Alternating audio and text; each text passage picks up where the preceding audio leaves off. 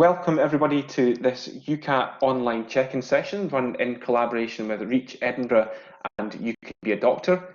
My name is Ryan Hamilton. I am the Reach officer here at the University of Edinburgh. Some of you will know me. If you're not part of Reach, then you can still ask any questions that you have more generally towards the end. And my colleague William, I'll let him introduce himself in the next slide. He's here from You Can Be a Doctor, and he's going to be leading most of the session. So if you've got any questions as we're going through, put them into the chat box, and I can answer those whilst William's talking. But we'll keep an eye on the everyone chat as we go. So hello, my name is William. I hope you guys can hear me. Just let me know in the chat if I'm too loud or too quiet. But like Ryan said, I'm from You Can Be a Doctor. Hopefully you have heard of us before. You've maybe used some of our resources. But we essentially serve as an information hub for any pupil in Scotland who is wanting to study medicine and is wanting to become a doctor. So you can see on the screen there just a bit of information about the kind of events that we do. Obviously, this session is part of the UCAT course that we would have been running in person. So this kind of is just a way to conclude that course by letting you guys ask any questions that you've got.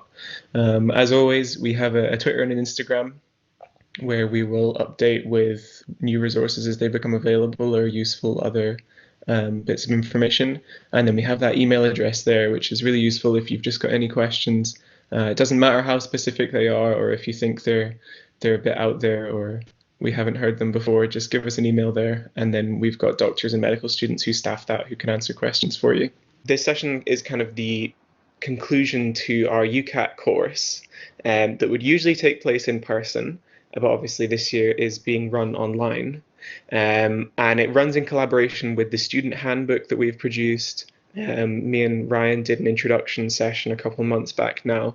And we wanted to use this session just to give you guys an opportunity to ask any questions that you've got. Maybe you've started doing preparation, maybe you've booked your exam, maybe you haven't.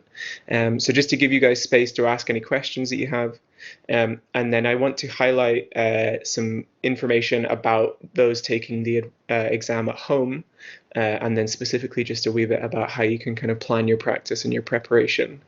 So this session will be focused on home exam and then a wee bit about how to prepare and how to plan your preparation. But obviously, if you have any questions, just fire them in. I might leave them until the end to answer if they're going to be a wee bit meaty, but small ones I can just answer at the time. So any question that you have, just fire that in the chat. So this is the kind of front cover advice that Pearson View, which are the company that run the UCAT, give for any pupils that are taking the exam at home. In some ways it's quite nice because it's succinct, it's quite clear, but it doesn't answer all the questions that you might have about the type of workspace that you should have or the type of computer or equipment that you should have if you want to take the exam at home. So during this session I'm going to go through kind of three important aspects for taking the exam at home, because I've looked through all of their resources. I've contacted their customer support team to ask specific questions, just to clear up any kind of underlying concerns or queries that you guys might have had. So I'll cover the things that you need to know about your workspace. So that's the room that you're working in, and then also your desk. I'll cover a little bit of information about the ID that you need, because there's a wee caveat to that, and then also just talk a bit about the equipment. So that's your computer and your keyboard and your mouse that you'll need to make sure in advance. And so we'll start with the workspace that you'll need for your exam, and this includes the room that you'll be sitting in at home, and it includes your desk, so the physical place where your computer will sit. They require you to have a room with a closed door that is yours for the entire length of the exam. So for 2.5 hours, that means nobody can come into the room. There can't be any phone calls or any kind of alerts like dinging on your phone. You're not allowed to wear watches, which include analog or smart watches. And distractions include kind of apps popping up on your computer. So, you know, if Skype starts up or if Steam starts up, the software that runs the exam will identify that that process has started on your computer. So that's what I mean by no distractions. It really is a total no distractions that you need to ensure. I'll go through the things that you're allowed to have in your workspace, but just remember that there are kind of a limited list of medical items that you're allowed to have in your workspace. So if you need to have an EpiPen or kind of a leg brace or some kind of device for a medical condition, you can find a list. If you just Google Pearson View Comfort Aid List, that'll give you a list of items that you're allowed to have. And any queries about that, just contact the customer support as soon as possible, and they can kind of get that sorted for you. For your physical desk, what you are allowed to have on the desk is obviously you must have a computer to run the exam. We advise having a mouse because that'll just help with zipping around the exam software. A keyboard with a numpad is also useful. And then for taking notes, you're allowed to have a whiteboard, and you can see the size specification there. Dry erase pens and an eraser, so that's just what you would use to write on the whiteboard. And then you're allowed to have a clear glass containing water on your desk. And there should be nothing else within arm's reach on your desk, and they're really specific about that. So you're not allowed books or notepads or tissues or pens or pencils or sheets of paper. So the only thing, because a few people ask about this, the only thing that you're allowed to have on your desk to write with is the whiteboard and the dry erase pens. Any other screens that are in your workspace need to be unplugged and switched off. So that includes if I was taking the test in my sitting room, I'd need to make sure the TV was off and it's unplugged just in case it doesn't start up for some reason during the test. Because that could, if that turns on during your test, that could see your session being terminated immediately. They also talk a bit about having things on the walls which have words written on them. So that could be like movie posters, or maybe just if you have a big year planner or a big calendar on your wall, or if you have a bookcase that has got books on it with the kind of the spines facing out that obviously have words all over it. What they've said about that is you can have those in the room, so you don't need to go taking all the pictures off the walls in your workspace.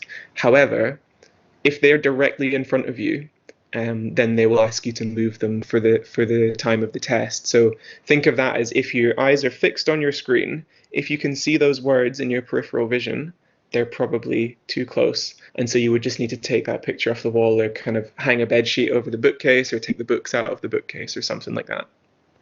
And then there's a little caveat to the list of permitted things that you're allowed to have on your desk, in that you will need a mobile phone for your login process, because you're going to be uploading photos and taking a selfie and things like that. And if anything goes wrong during the test, they'll contact you via your mobile phone. So you're allowed to have your mobile phone placed on your desk, kind of outside of arm's reach. But obviously during the test you would not be able to use your phone. It's purely to be used if something goes wrong. And I would advise just trying to ensure that things like you don't get any messenger alerts or WhatsApp alerts or things like that, because obviously if a sound goes off during the test, then they will prevent you from doing the test for a moment and ask you to prove to them that there's no foul play going on. So just to remove that as much as possible, try and clear those apps off, or put do not disturb on those apps or whatever. And essentially what you're aiming for all of these is a testing environment that looks as close to this as possible. Because I think you'd be permitted to disagree with me, but I feel like these are kind of the best places that you could take a test, because you're in your own little pod where you've got blinders on the side, the computer is against a blank wall, you can wear earmuffs. It's usually, there's carpet, there's like felt everywhere so that there's kind of sound dampening. The lights are usually kind of dimmed. It's like a really good environment to concentrate in. And that's what you should be aiming for when you're taking the test, because again, you need to give yourselves the best chance of doing well. So keep this in mind when you're thinking about where in your house would be best to do this. And I'll go through some examples from my parents' house actually that I kind of mocked up to show you examples like that. And this is like the promotional material that Pearson View would show you when they're kind of advising. So you can see you've got your nice stock image poster there, no writing on there. You've got a nice clean desk. Completely white walls and floor for some reason, and then an empty bookcase. So again, this is what you're aiming for when you're thinking about the workspace that you're going to be using at home. So like I said, I did some mock-ups at home to show you what would be kind of a bad or an unsuitable workspace versus a good one. And you can see on the left there, this is just the dining room table at my parents' house. I've got my laptop, my keyboard, and my mouse, so I'm all good to go. There's a decent amount of space, so that's fine. But you can see there's some clutter there. There's some tissues. There's a book there on the table, which would not be allowed. You can see some carrots there, I think. So just for your test, put all that stuff to the side. I just moved that onto the kitchen counter on the left. And you can see in the good workspace, that kind of cleared up area. I've flipped the computer around to the other side of the table so that I'm looking at a wall instead of looking at the windows behind, because you just, again, want to eliminate as many distractions as possible.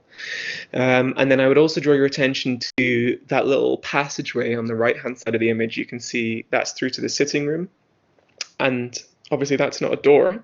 So that would mean that if I was taking the exam here, I would need to ensure that none of my family or pets or anything like that was present in the kitchen or in the sitting room. So that's another thing to think about, is just where in your house can you get 4 walls and a closed door? Where can you get that to yourself for 2.5 hours? And that's really important. So this other image is my dad's desk. So you can see the state on the left. There's papers there. You can see underneath the monitor, there's pens and pencils. So that would not be allowed. Cleaned that all up in the image on the right, nice clean workspace. And I've also closed the curtains because you can imagine you've got a big window out there, beautiful Scottish countryside. You might get distracted by cars going past or by birds during the session. So that's why I've drawn the curtains, just to optimize the setting as much as possible. And then you can see there, hiding behind the monitor, is the house phone. So that could go off during the session. Just be aware of all the things that are in the room. You just want to try and remove as many distractions as possible. So personally, I would just, unplug that phone and move it to a different room for the duration of the exam. So that gives you an idea of the kind of things that you should be aiming for with your workspace. Obviously, I'm not saying that you should go and take over the sitting room now in preparation for your exam in the middle of August, but it's things to be aware of, so that if you look around your house and you think, well, there's actually nowhere that I could do that with, or there's nowhere that I could isolate myself for 2.5 hours, if you've got siblings, then maybe you would need to take your exam in a testing center, or maybe you just need to have a conversation with your parents or your guardians and say to them, look, could you go out to do a shop for 2.5 hours, or could you go and walk the dog or something like that? Just get these things set now so they don't jump out on you up close to the exam. So Fraser has asked, is it okay if house phone can be heard anywhere in the house? And I'll come on to that in a wee bit, because I'll talk about if voices are heard in a room next door or something like that. But essentially, yes, you don't have to unplug the phone everywhere in the house. But I'll talk about that in a bit more detail. The other thing I want to cover about the home exam is the ID that you need. Whether you're doing an exam at the test centre or at home, you need ID that has your photo on it and that has your name on it that matches the name on your Pearson View account.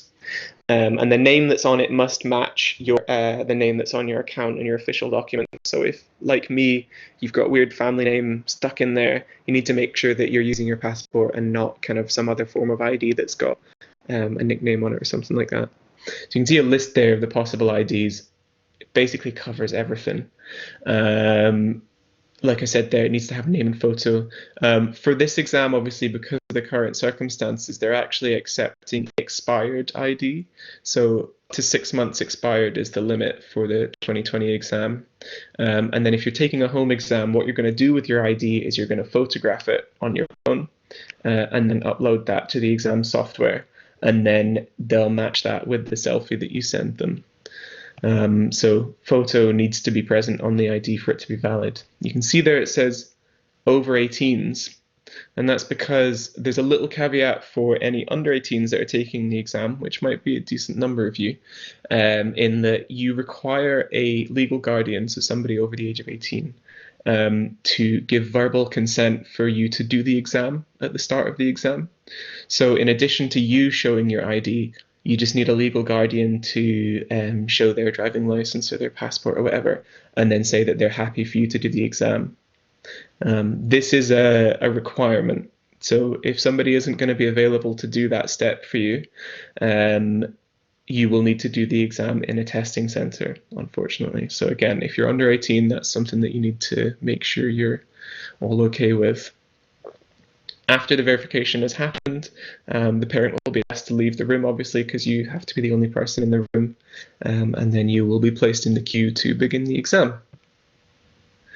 As I'll say for everything, if you're unsure about whether you've got the right ID, if you're unsure about whether you'll have a guardian present, or you're unsure about your workspace, message the customer support now to get that sorted out, because it's good just to have that peace of mind that you've got everything ready to go, and you're not scrambling around trying to find a passport in a drawer or something like that. And like I said there, if you don't have a guardian, then you need to take the exam at a testing centre. For equipment, and I guess Alex will come on to your question about your keyboard shortly. So there's kind of a few different aspects to equipment, but it's quite simple. Obviously, you'll need a computer that is able to run the exam software. And there is a kind of demo that you can download from the website for free, from the Pearson VUE website, that you can use to test your computer just to see if it has the capabilities to run the exam software. Again, would definitely advise doing this early, get that out of the way, make sure you've got the computer that's there. Your computer also needs to have a webcam and a microphone, as you'll be monitored through those throughout the exam. And then in order, I think it's important to have an external mouse if you're using a laptop, because obviously you don't want to be faffing around with a little trackpad that might slow you down. So having a USB mouse is useful, and then having a keyboard is also might be useful, because you can just then put your laptop up on a box to get it to head height, nice and comfortable position. And like Alex said, a number pad keyboard is quite useful for the calculator. And so Alex, on your point about you don't have a star key on your number pad. It's a good question, because that might slow you down during your practice.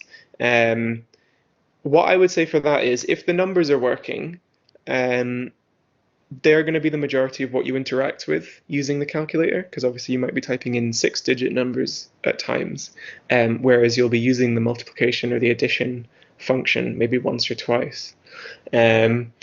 So what I would advise is just practicing and using the UCAT question banks, which we'll come on to, and see how you get on, because you might find that you are able to function pretty much just as quickly by doing most of the work with the numpad and then just using the mouse to click the multiplication sign.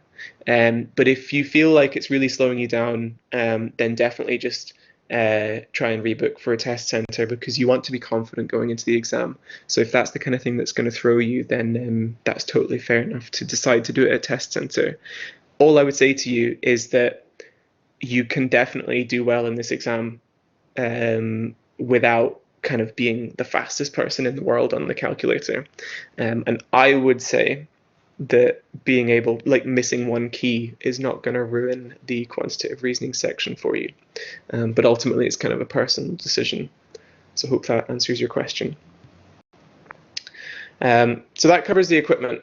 Like I said, test that your computer can run the exam, and if it can, then you're kind of good to go. If it can't, then you should be looking to sit it in a test center. Now, during the actual test, like if you were going to a test center, you need to be getting ready and kind of sitting down half an hour before your exam is scheduled to start. This allows you to log in, get yourself comfortable, make sure your computer's there, close any programs that might pop up after startup, and just kind of get settled. Shouldn't write anything on your whiteboard before the test, because you will be asked to hold that up to the webcam and show that you haven't written anything. So you'll just have to rub that out if you have, and you might get a wee slap on the wrist. And then just follow the login steps. On the exam software, it'll take you through the steps that you need to do. You will upload a selfie of your face, then upload the ID photo, and they'll use AI software to make sure that those match. And then you'll take 4 photos of your workspace. So that's your computer, behind your computer, and then 90 degrees either side of your computer, to kind of give a full view of the environment that you're taking the test in. This again is analyzed by some kind of software that they have, and if they deem that there's something in there that trips an alert, then you will be asked to scan your room with your webcam So unfortunately, that literally means picking up your laptop and kind of pointing it awkwardly around the room. But the majority of candidates who sit this exam will not have to interact with any kind of person. It'll just be a question of satisfying the software. And then obviously remember, if you're under 18, you'll have a kind of one extra login step to do. And then a randomly selected group of candidates will have extra screening steps. So that might involve, if you've got longer hair, they might ask you to just fold that behind your ear and show that there's no earpieces in there. Or if you're wearing long sleeves, roll up your sleeves and show there's no writing, just stuff like that. But like I said, the majority of pupils don't have to do any extra steps. They can just get straight in there.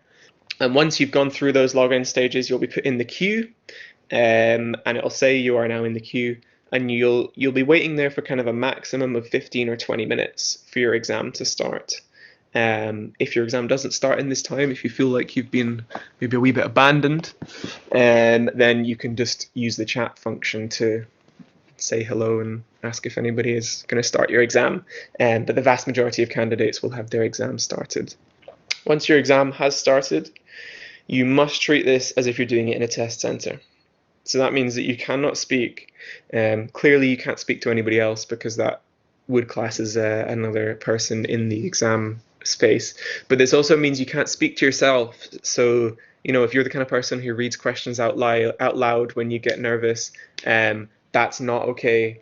They'll tell you once if you do it, and then they'll warn you again if you do it again. And if you keep doing it, they have said that they will terminate your test. So no speaking out loud. Obviously, like I said before, no one is allowed to enter the room, look at your screen, give assistance.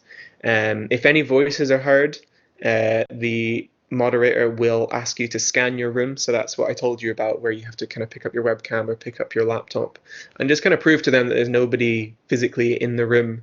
And that includes, if there's voices from a neighbor, or if you've got a window open and they hear voices from the room next door, that's totally allowed. They'll just ask you to scan the room. And I imagine it would be the same thing if a phone went off and they're worried about interference, then they would ask you to scan the room. The one caveat of this is that the timer does not stop for your exam. So if this happens, you are kind of at a disadvantage, because that's going to be 20-30 seconds out of your time for that section, which can be a real disadvantage for some of the sections. So you, use it in every opportunity that you can. Use that to remove as much distractions as possible. You should not move away from your desk or leave the testing room during the session. So you literally have to sit both hands on the desk looking at the computer for 2.5 hours. And you shouldn't try and access bags or jackets or hats or wallets or phones, headset, anything. Your hands should just be on the keyboard and on the mouse. And like I said, if they won't terminate your test just out of the blue because you've done something bad, unless somebody comes in and is blatantly staring at the screen. But if you can if you fail to satisfy that there's no foul play involved, then they reserve the absolute right to terminate your test. And remember that this is the entrance exam to medical school for Scottish universities. So if you terminate your test, this could mean that you will not be going to medical school that year. So this is why I'm kind of laboring these points so much, is just to make sure that you can do this test. But then in addition to that, making sure that you can do this test as well as you could if you were in a test center. Because obviously removing distractions keeps the moderator happy, but it also keeps you happy because you can focus on the exam. What if something goes wrong during the test? And I know this is something that a lot of candidates are worried about, with kind of internet dropping out, or if their computer crashes, or the power goes off or something like that. And essentially your computer is connected to the exam servers by a constant internet connection. And if at any point that connection drops, your timer will pause. Your exam timer will pause. So if the internet goes down, if your computer switches off, if the exam software crashes, you'll maybe lose a couple seconds and then the timer will stop. And at that point, the moderator will start trying to contact you. Initially through the chat software, through the exam, but then obviously if your computer is turned off, that won't work. So they will call you, which is why it's really important to have a phone nearby and give them the correct phone number, because they can kind of work through any issues and you can discuss with them. Similarly, if you have any issues during the exam, so if your keyboard stops working during the exam, if your internet is patchy but the exam's maybe not pausing, if you start to feel ill during the exam, you need to raise this issue immediately, and you do that via the chat function. So if you think your ability to do the exam is impeded during the exam, you should do that immediately. And please, please, please do not soldier on and finish the exam and then raise that after the exam, because anything that you raise after the exam is finished will almost never be considered as mitigating circumstances. So anything that goes wrong, you need to raise immediately, and then they will try and work through a solution to that. If they can't work through a solution for that during the session, they can offer to cancel the test, and then you can rebook that or reorganize it. So if it's just all going wrong and the internet is just really playing up that day, don't feel like that's everything over, that's it. Your life's ruined. They do have the facilities to allow you to rebook your test to a later time. However, do not see this as a way that you can kind of start the exam, and then if you're halfway through it and you're like, oh man, this is going crap, you can't just like pour water on your keyboard and then ask the examiner to reschedule your exam, because Pearson VUE is an external company. They have their own terms of service. You are agreeing to their terms of service by sitting the exam. And part of that terms of service is they reserve the right to cancel and invalidate anybody's test. So if they deem that it would not be appropriate to rebook your test, that's it. So again, they're there to try and help you, but they will be on the lookout for anybody kind of trying to take advantage of this, which none of you will be. So what if something happens during the exam? Everybody hates it when your internet goes down. Power cuts don't happen too often anymore. But what if the power goes out? What if the cable comes out of your computer? Essentially, anything that causes you to lose a connection to the exam software will pause the exam timer. So what happens after the test? It's very similar to what happens at a test center exam. You kind of sit in shock for 20 minutes that it's all over. The only difference between the home exam and the test center exam is that you don't get your results immediately. So at a test center, you get given your results on paper straight away. Whereas when you take an online exam, your results are available on your Pearson VUE account 24 hours after testing. So that's a wee bit of a pain. You have to wait a day, but just be happy that the exam's over and you've killed it. And you can go and take a break for the rest of the day and the rest of your summer. A couple of things just in general to know about your score. Obviously, it's nice to know your score, but you don't really need to do anything with that score once you have it, because UCAT will communicate it directly to any universities that require it for you. So you don't have to pass that on to any universities. The only thing that we would ask you to do with the score, you can do anything you want with it, but we really like at the REACH organisations, so that's REACH Edinburgh, Glasgow, Dundee, whatever. We like to have your score and your SJT banding, because that allows us to kind of adjust the resources that we're providing for you and to kind of gauge how successful a certain year's sessions were. So it's really useful if you guys can give us your scores after you have obtained them, just to help out. So that covers everything I wanted to say about taking a home exam. I haven't touched a lot on what happens for a test centre, purely because there's loads of resources online, because it's happened for years. And for the most part, it's the same as the home exam. Like, you'll have to provide a form of ID, but obviously we listed the appropriate forms of ID for the test centre.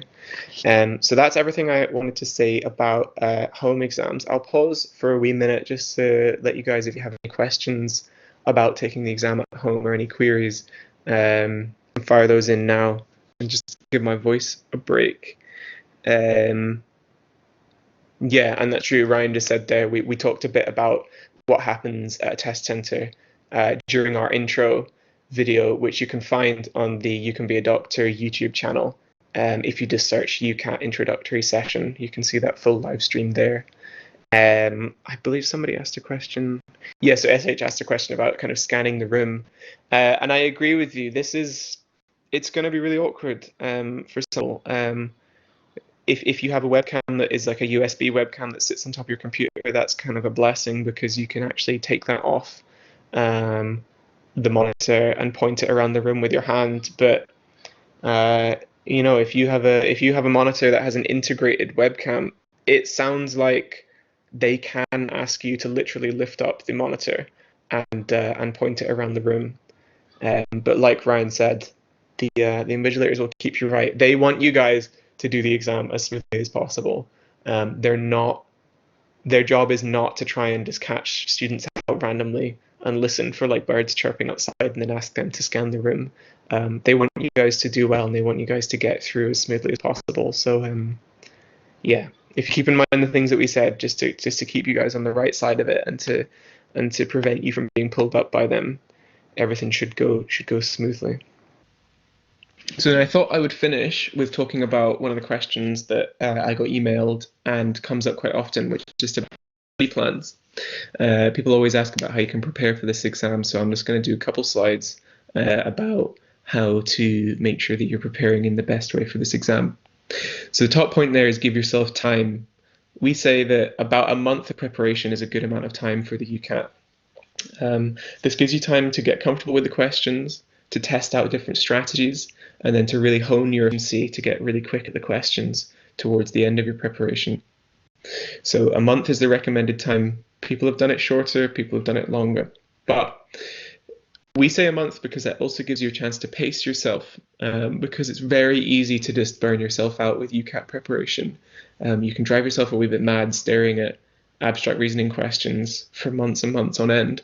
So at a certain point, you do just need to limit yourself to how long you're going to spend preparing for this. And equally, the amount of preparation that you do each day, there's no point in totally wasting all your energy with like 12 hours of practice a day. So that's why we recommend when you're starting your practice, try and do an hour of practice questions a day. And do that for the first couple of weeks, and then step that up and do 2 hours a day.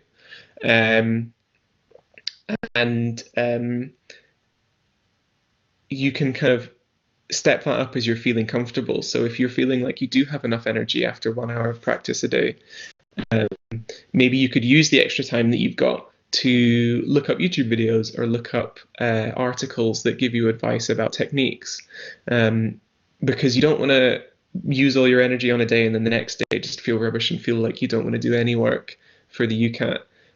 So prioritize doing practice questions. Set yourself a limit for how much time you're going to spend doing practice questions. And then any extra energy or time that you've got, use that for reading guides, or as that point at the bottom says, to practice smart. And we'll cover what that means. There's loads of guides online. There's loads of video resources online. So use them as you see fit. If you're struggling with a section, look up videos for that section. You can read our handbook. Make sure you're doing practice questions and make sure you're prioritizing them, because that's the only way you're going to get better.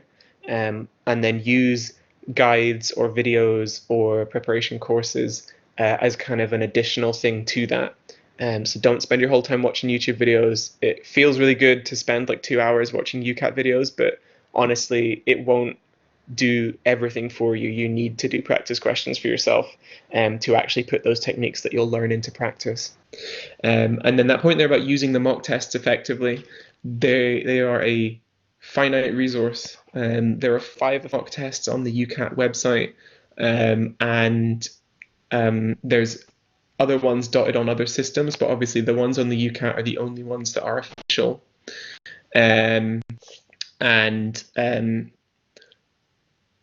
So you've got 4 mock tests to kind of check your progress before you do the final exam. What I would advise is doing one of those mock tests in the middle of your practice, or kind of 2/3 of the way through your practice. So you're comfortable with the questions. You've maybe started timing yourself.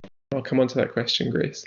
But you aren't too close to the exam that it's too late to make any big changes. So do one mock test then, kind of middle of your preparation, and then save the other mock tests till the end.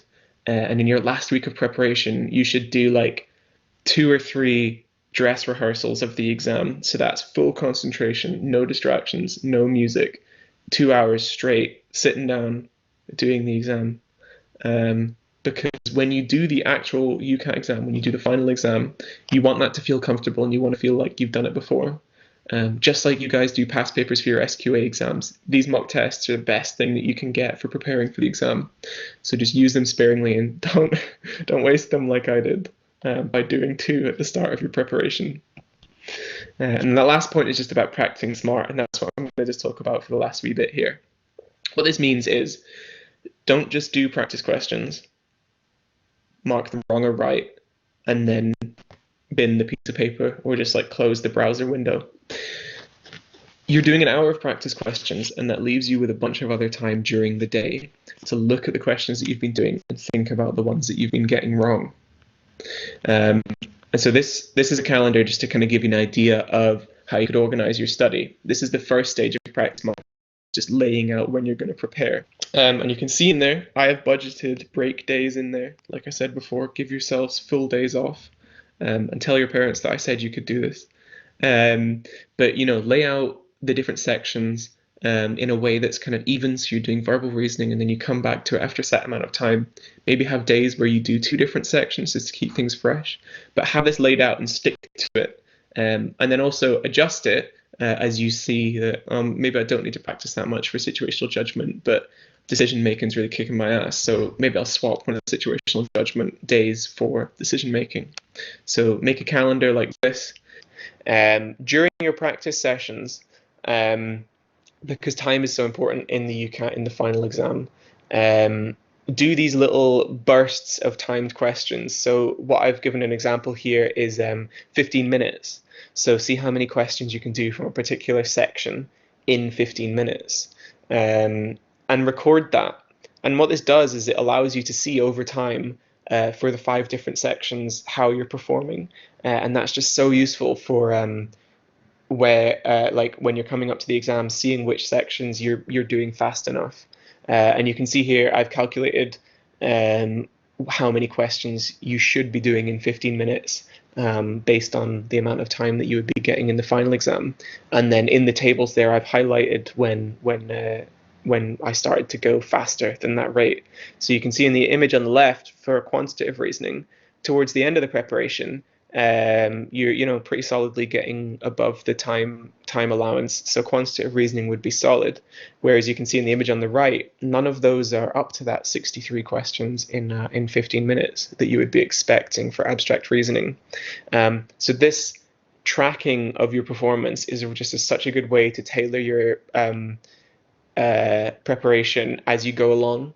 And you should also be doing this within the section. So for abstract reasoning, if I knew that I was struggling with that, I might start recording the types of questions that I seem to get wrong on, and that are sucking my time away. So if it's questions that have arrows or questions that use lines, or maybe it's the questions where you have to kind of complete the 4th set in the sequence or something like that, you can target those specifically. So this time tracking lets you target specific sections, and then within those sections you should be focusing on which questions you do consistently bad on, and again tackling them with the video guides or with written guides online. And then finally, some people find it useful to make notes for the sections of the UCAT. Personally, I didn't, just because I felt that the time investment would be too high for what it would be worth.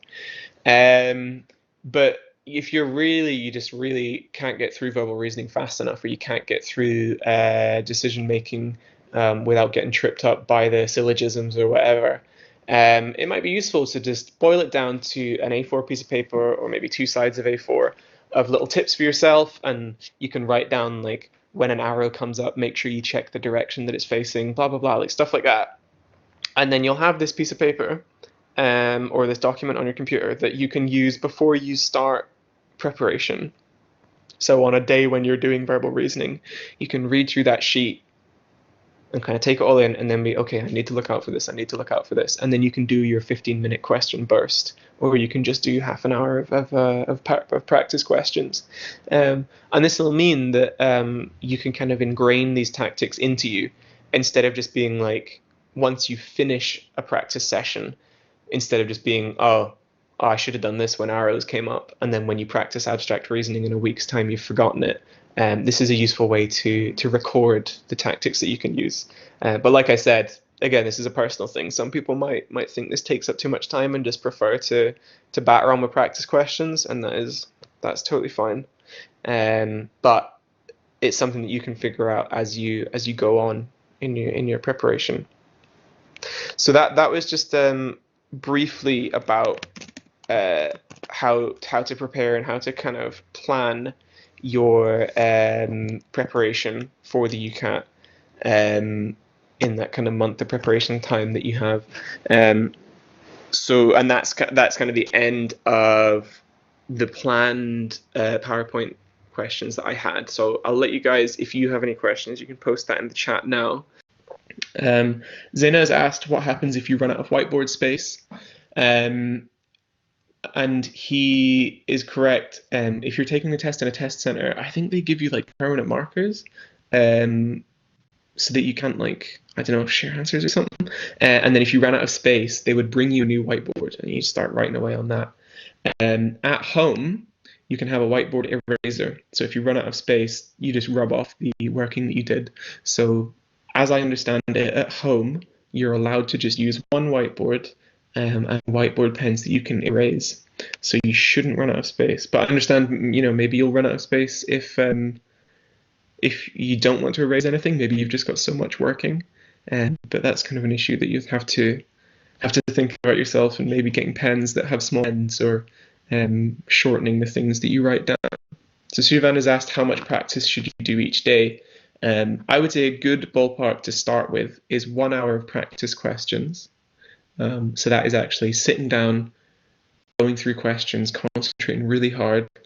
And then after that hour is done, you should kind of end maybe another hour, but 30 minutes, 40 minutes at most. And like checking the answers for those questions and seeing which ones you get wrong. And kind of analyzing the questions that you get wrong. So start with an hour, and then build up as you feel comfortable.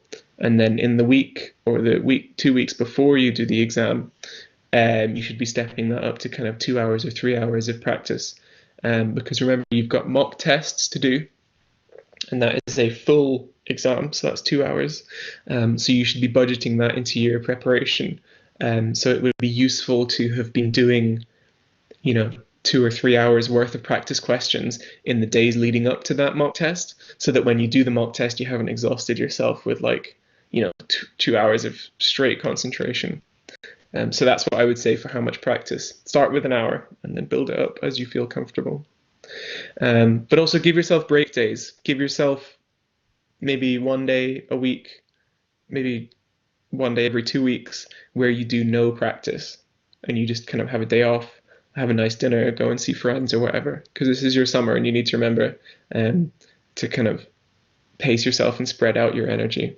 I see that somebody asked about good free resources or questions available. And again, that's something that comes up every year. And my answer would be yes, there are loads of free resources available. Primarily, the stuff that's on the UCAT website is just such a goldmine, because that's written by the people who are going to be writing your final exam, so it's legit. So there's stuff on there. There's a website called Pass Medicine, and that has free resources on it. And essentially, what I'm going to say is, in our student handbook, which you can find on our website on the UCAT page, we have a big table at the end of the PDF, which lists seven or eight free sources of practice questions for the UCAT, which should serve as kind of a solid resource. There are also, on top of that, like I said, video guides. So clearly YouTube is a free resource, and there's plenty of UCAT videos on there to kind of give you new techniques that you can try in your practice. The medicblog, themedicblog.org, is a website that has tons of UCAT written articles talking about techniques, focusing on specific sections, and then just talking more generally about the UCAT. So again, that's a really good resource. So yeah, are there free resources? Absolutely. Siobhan asked, how much practice should we do per day? We kind of covered that with starting with an hour of practice, and then building up as you feel comfortable, or building up as you have the energy. What I would say about time is just protect the time that you spend doing practice questions. You need to make sure you're doing practice questions every day. But at the same time, don't just feel like you have to do like 10 hours of practice questions in a day. You need to pace yourself.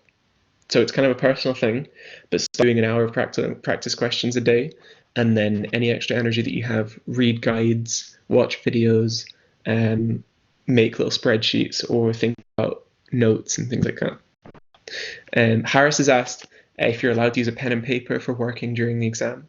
And this has been a point ever since the UCAT started. You are not allowed paper, pencil, or pen. For some reason, it has always just been whiteboard and kind of felt pen on there. So this is the same for home exam or a test center. The only writing things that you can use are a little erasable whiteboard and then a whiteboard pen. So if you don't have one of them, you can ask your school, because they'll certainly have whiteboards, maybe the primary school, and then they'll hopefully have pens as well. So Harris has asked, do we need a permanent marker for home? No. So in the guidance that they give, they specifically say dry erase pen. So I think that's to compensate for the fact that at home, like, you can't have your dad coming in and handing you endless whiteboards. So at home, you're allowed a dry erase pen to use on the whiteboards.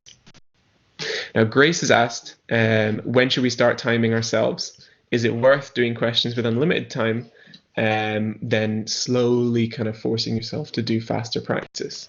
That's a really good question, because again, that's kind of time is so key to the UCAT. What I would say is, certainly for the first week of preparation that you do, maybe for the first 2 weeks, don't bother beating yourself up with time, because when you start timing yourself, it will be one of the most demoralizing things you've ever done, because you'll feel like you're so good at doing verbal reasoning, you feel like you're like really fast at doing decision making, and then as soon as you stick the timer on, you'll realize that you are going 2 times, 3 times, 4 times over the amount of time that you should be taking per question. So that's why I say, when you start your practice, don't bother timing yourself, because you're getting used to the exam, you're getting used to answering the questions. You might have a new type of question that comes up that you've never seen before.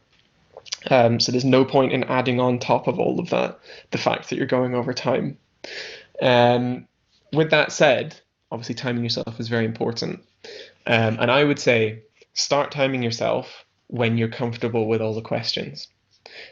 So, for example, if you've done a preparation day, if you've done a little hour of questions for abstract reasoning, and you went through it and you were like nodding off, like nothing stood out, seen that question before, seen that question before, seen that question before, maybe it's time to start timing yourself for abstract reasoning. So when you start getting comfortable is when you should start timing yourselves, because it will add another layer of difficulty. You can kind of, using that 15, how many questions can you do in 15 minutes tool that I spoke about, that's, I think, a good way of kind of limiting the amount that you're going to be battering yourself at the start. And it gives you really quick feedback. It's just 15 minutes. So you could do 3 of those little 15-minute blocks during an hour practice session, and that would be really, really good preparation that you've done there. So start timing yourself after you're comfortable with the questions, maybe a week or 2 weeks into your preparation. Acknowledge that it's going to suck at first, but you need to be harsh on yourself, and you need to try and optimize your performance as much as possible. And then you can use some tools like the kind of 15 minutes questions to ease yourself into doing questions timed. I hope that answers the question, Grace. And so Zaina has asked, just in general, about the UCAT. Does everybody get the same exam? Does everybody get the same questions? And if they do, can people not just tell their friends the questions that they got when they sat the exam?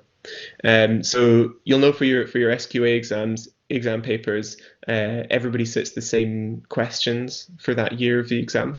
Obviously, everybody sits that exam simultaneously, so that's not an issue. For the UCAT, people do not sit the same exam. So the UCAT exam itself, when you start the software, just draws a random selection of questions from their big bank of questions. So for example, you have 44 questions to answer in the quantitative reasoning section, I think. Just pick a set of 44 questions. Actually, that's verbal reasoning. It'll just pick a random set of those questions from the bank. So you would not be able to kind of corroborate with somebody who'd done the exam first and ask them what questions came up. It's a useful point though, because you could say to people who've taken the exam before, like, did you find it harder than the online questions? Did you find it harder than past medicine questions? That's often something that gets asked, is kind of how the mock questions compare to the final exam. So it is useful to speak to people who've done the exam before, kind of on message boards or on Facebook groups. But unfortunately, they will not be able to tell you what questions came up, because you will get different questions to what they got. Suvan has asked, what is a good UCAT score? Which obviously everybody's to know, because you're having a month's worth of preparation and this 2-hour stressful exam boiled down to a 4-digit number. And then you kind of walk away from the exam center just shaking, holding this piece of paper. Like, is this good? Is this bad? Like, did I just waste my time for a month? What is going on? To a certain extent, I cannot tell you what a good score is. And that's for a couple of reasons. First of all, it changes every year. So remember that you will be compared to the people who are sitting the exam that year. So there are good years and there are bad years for the UCAT. The highest ever score scored in the UCAT happened 5 years ago, and nobody's beaten that. And it's not because that person who did that exam was like amazing. I mean, they were, but like, it's not as if they are the best person ever. It's just that they got a good combination of questions. Their mind was in the right space on the day. So the average scores vary year on year. Second reason why it's not useful to think about a quote-unquote good score is because universities use the scores differently. So some universities weigh really heavily on what UCAT score you get, and some universities almost don't consider it at all. Like, if you've done the UCAT and you've got a score, then they'll pass that through, and they focus on things like your personal statement or your extracurriculars or your exam results. So I think this is the most important point to consider when thinking about the UCAT, because I personally agonized a lot over getting a good score, and I know a lot of other pupils do as well. But when it comes down to it, the score that you get is the score that you get. You can't take the exam again that year. So once you walk out of that exam and you've got your score, what you need to do then is strategize the unis that you apply to. Because there are some unis that will not accept you with below certain scores. And there are some unis that you would never imagine would accept that UCAT score, but take you because your work experience is solid or because your interview was really good. So in our handbook, we link to a web page that talks about all the medical schools in the UK. And it talks about the different ways that they use the UCAT and the different weighting that they give it. So while you're doing your preparation and when you're doing your exam, please try not to worry too much about, is this good, is this bad? Just do the exam and get it out of the way as well as you can, and then think about it after the fact. And that's separate to, which I think is part of your question, how do you know that you're doing well enough during your preparation? Like, if you answer 20 questions, if you do 20 verbal reasoning questions, how do you know that you're scoring high enough to get a good score? Again, we link to a website that allows you to convert the percentage of questions correct into a UCAT score. And then you can use that to compare your scores to previous year averages. So like, after you do a mock test, frustratingly, it doesn't give you a number. It just gives you the number that you got correct in each section.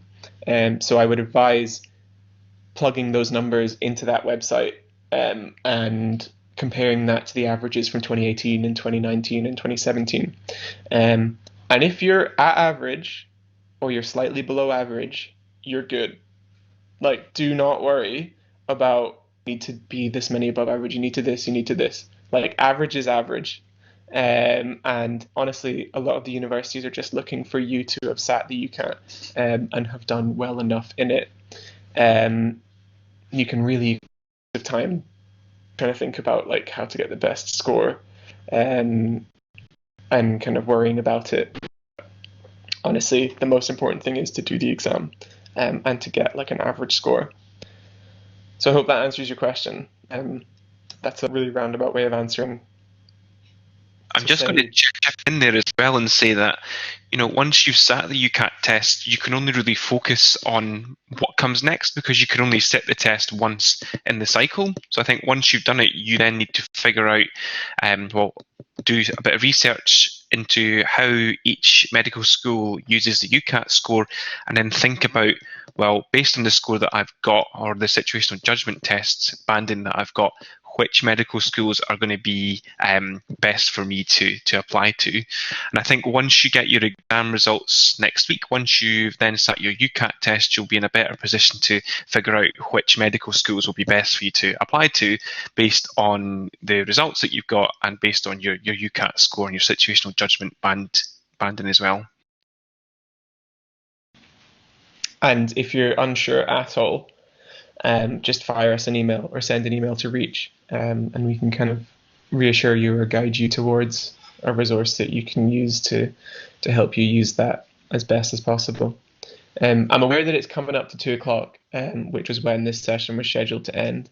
We do have the room for like another half an hour, so I'm going to go through these 3 questions that I've got, and obviously answer any questions that you guys provide. But if you have somewhere else to be, don't worry, you can just leave the session. We're recording this and then we're going to upload kind of a full version of it after the fact. So if you've got somewhere to go to, don't worry about missing the end of the session. I won't hold it against you. How do you get faster at verbal reasoning? This was a section I struggled with a lot just because I am a really slow reader. And I think the people that struggle with verbal reasoning, they're just the people like me who don't have a fast reading speed. And then come up against this section. So I had 2 options for this. Option 1, to get faster at verbal reasoning, just be a good reader.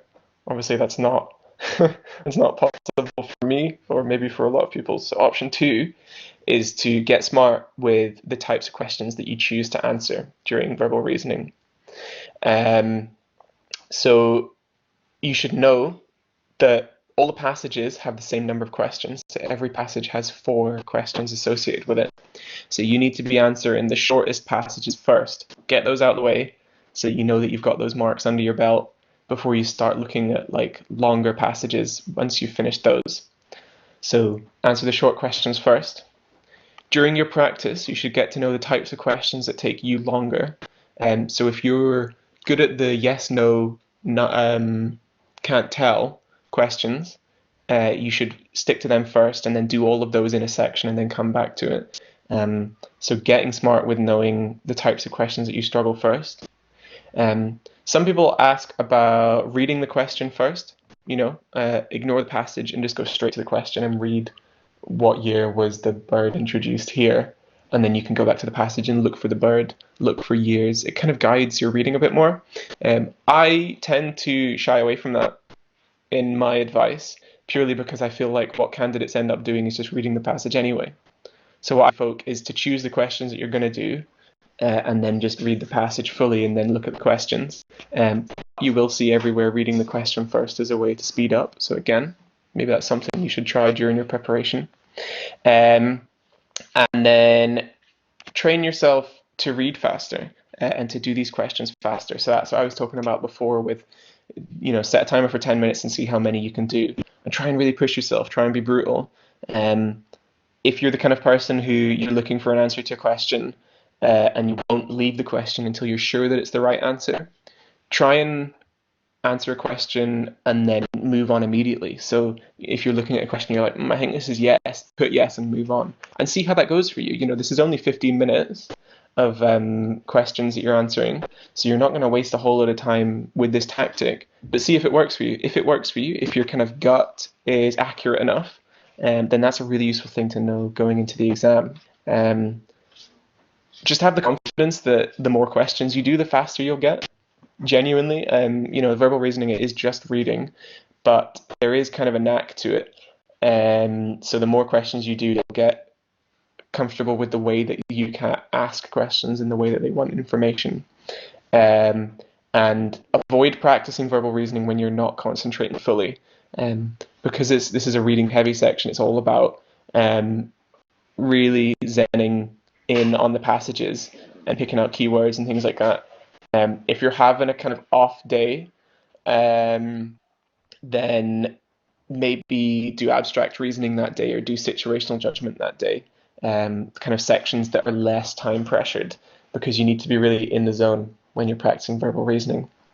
There are loads of articles on a website called The Medic Blog about verbal reasoning and about getting faster at verbal reasoning.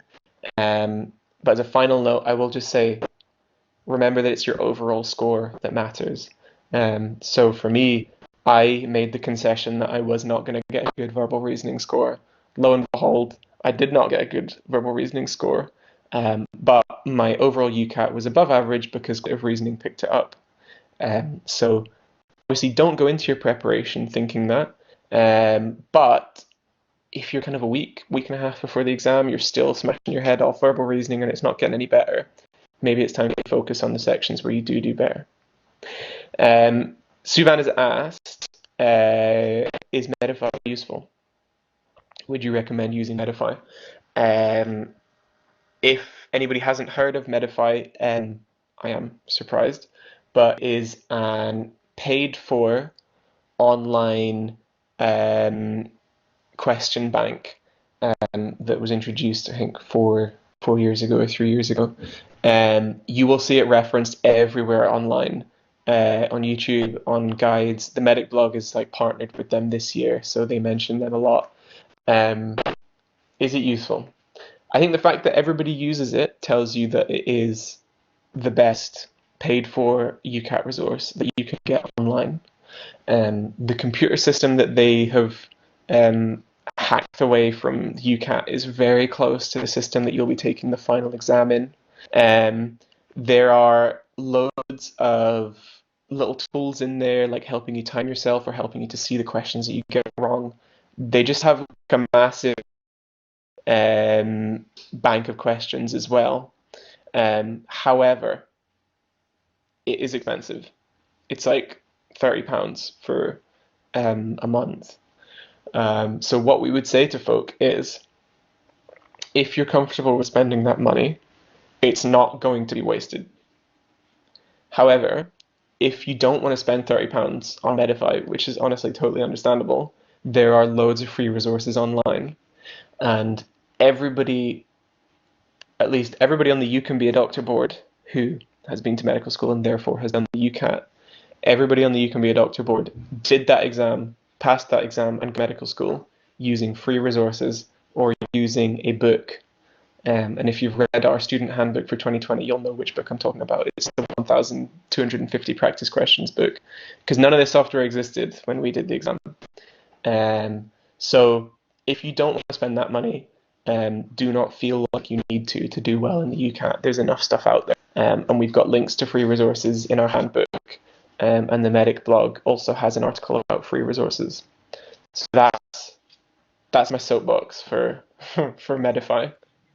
Adrian's question. Adrian is asking, would you be able to share your scores with us?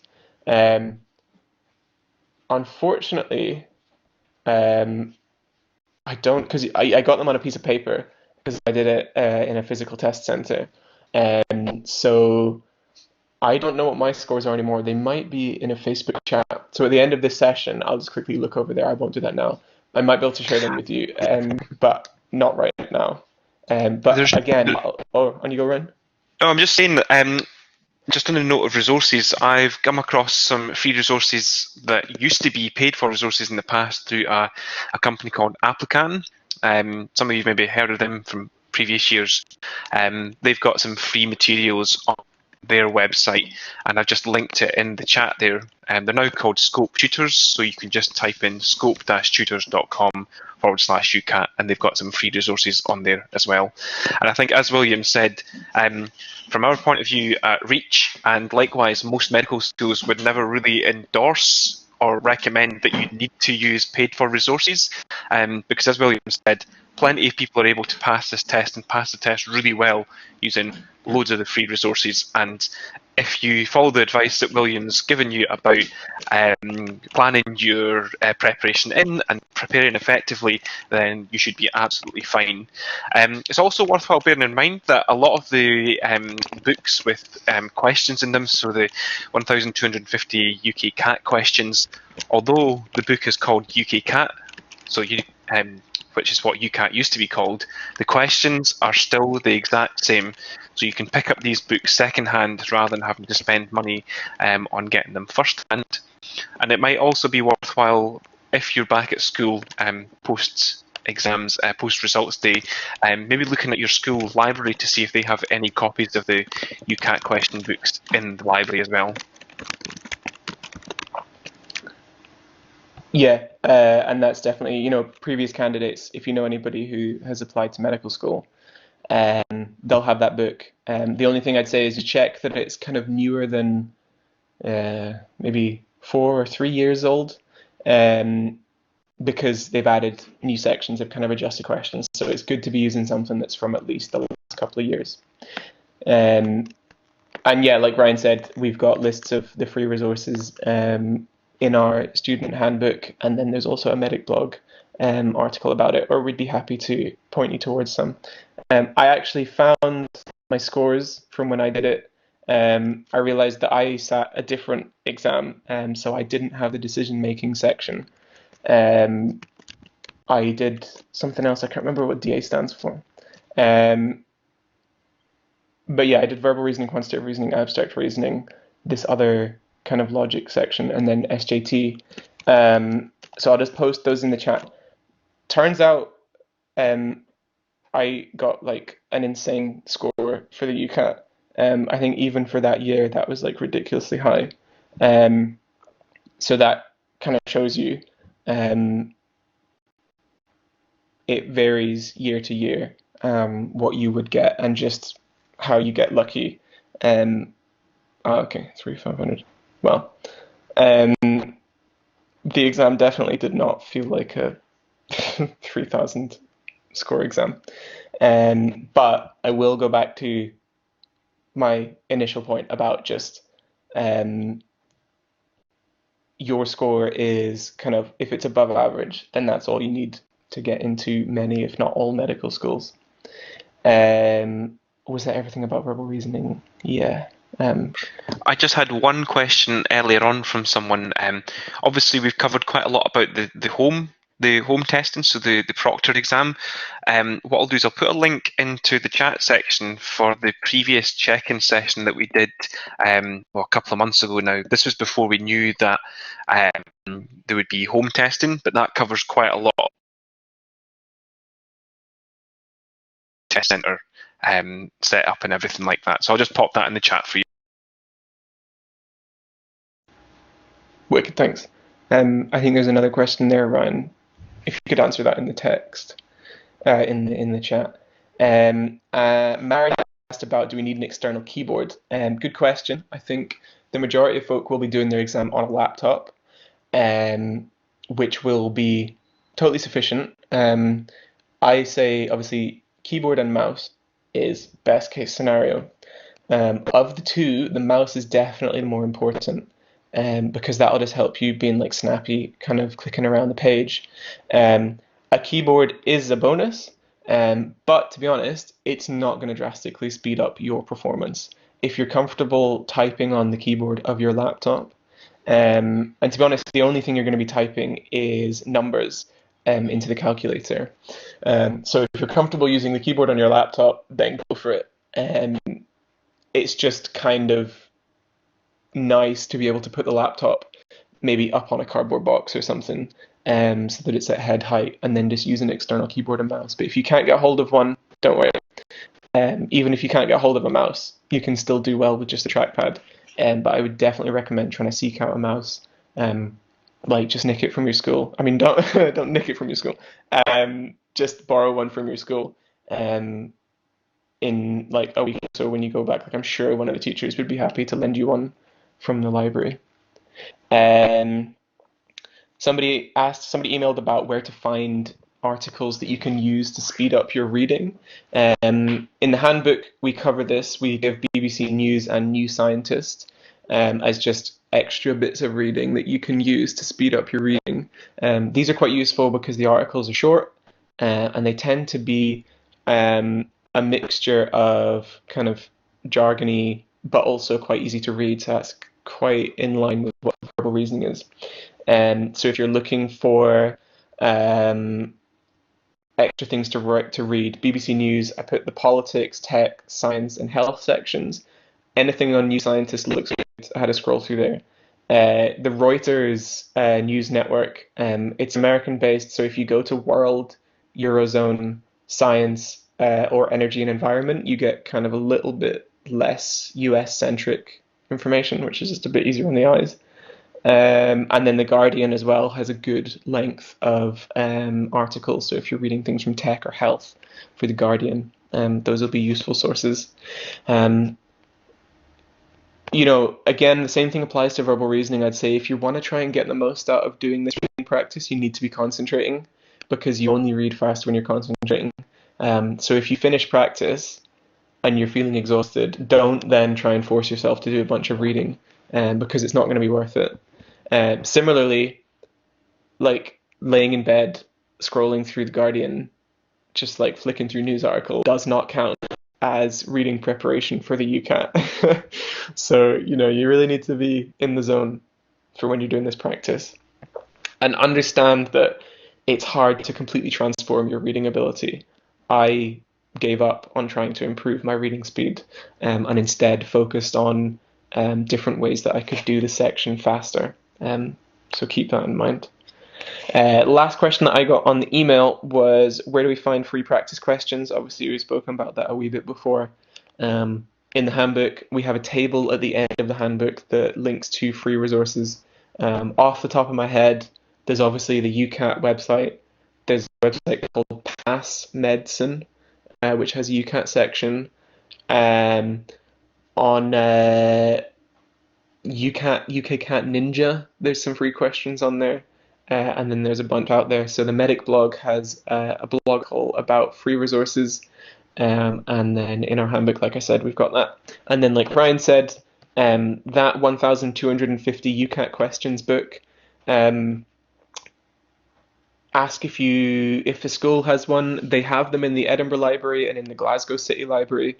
But obviously they might be taken out at the moment and booked out. But try and get a free copy because it's a book. You don't need to buy it yourself. If you need to buy it, I think it's like £12 from Waterstones. It's also £12 from the online retailer that shall not be named, but you might as well get it from Waterstones. But ask around and see if you can borrow one before you purchase that.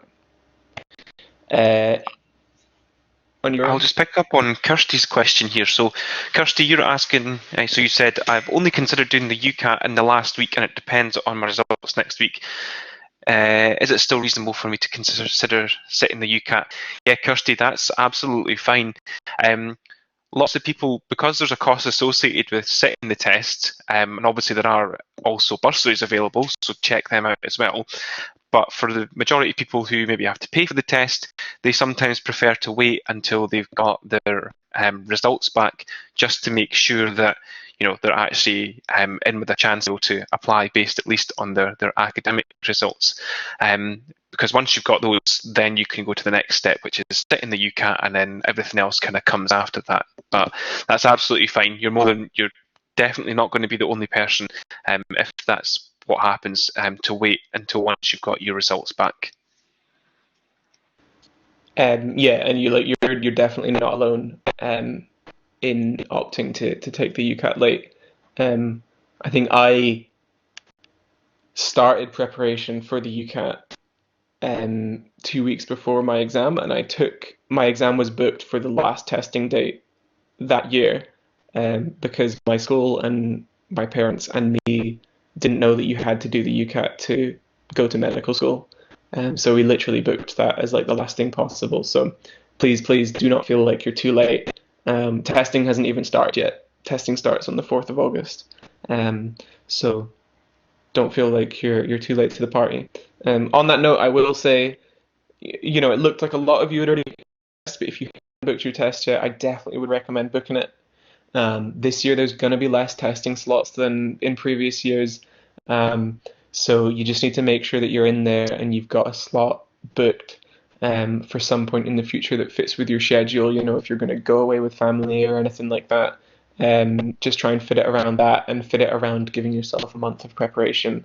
I would advise booking the test as early as you think you would be comfortable to sit it, because you can all delay the test by a week. It's actually free of charge to delay the test if you give them a certain amount of warning. So just get a test locked in. Don't leave it to book the test until like the end of July or the end of August or something mental like I did. Yeah, coming to Kirsty's point, that's actually quite a good point there, William. Because Kirsty, you could book your test just now for, say, later on in August or the beginning of September just now, so you've at least got a slot. And if your exam results aren't the way that you wanted them to go, then you could cancel your test in that sense. So at least if you book just now, you've got something in the diary and you can cancel as long as you do it within the time slot for that. But that is all the questions that I had sent in via email. Does anybody have any last questions before we set you guys free and I go have some lunch? So you do need to pay up front, Kirsty, unfortunately. So that goes for everybody. Even if you're getting a bursary or if you're getting a reduced cost exam, you need to pay £75 and then claim back any bursaries and then cancel it. So you would need to kind of set that money aside if you wanted to kind of lock in a test, unfortunately. Yeah, I'll find that information for you, Kirsty. I think the bursary is that you apply for a voucher and then you use the voucher at the time that you book your test. That's my understanding, but I'll have a little look for that for you just now, Kirsty. Right, okay. So yeah, there's loads of things that can qualify you for bursaries, and it's like a really good thing to be aware of.